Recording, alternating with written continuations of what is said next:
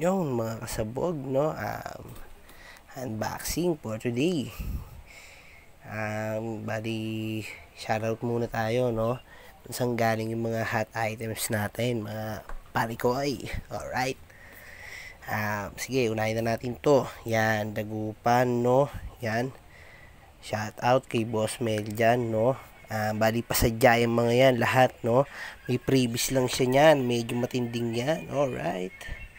May previous lang siya yan. Previous yan. 10 pieces yan. Bali, na-try na namin nung pinsang unong nakaraan.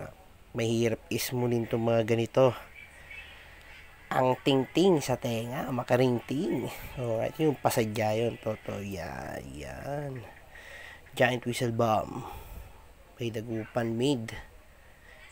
No, shout out kay Boss Mel dyan. Mga budol. And then, dito muna tayo kay yan. Alright, yan. Ramil Fireworks, no. Kay Boss R. RR. Shoutout sa iyo, Boss Ramil, yan. Sa makating items. Masarap na items. Yung previous yun, yung isa na yun. Yung atomic na yun, yan. Alright, and then, sunod tayo dito sa King Kong.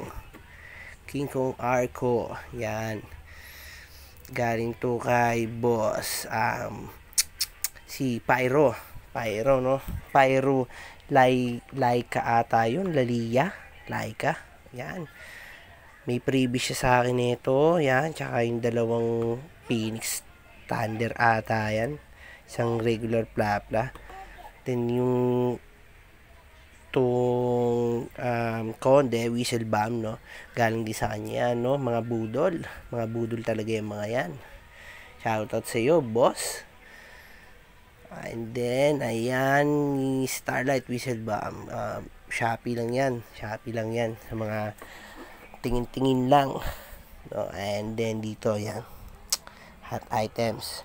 Shoutout sa iyo, Papa Reden. Meron ako ng kabase, King Kong, Giant whistle bomb, tuna, dugong. Yan, alright. Bali yan pa lang, stash update natin for 2023 pasabog. Alright. And shoutout sa inyo lahat, mga ka-pyro lovers dyan, no. Keep safe everyone. Haha. Alright. Peace out. Yeah.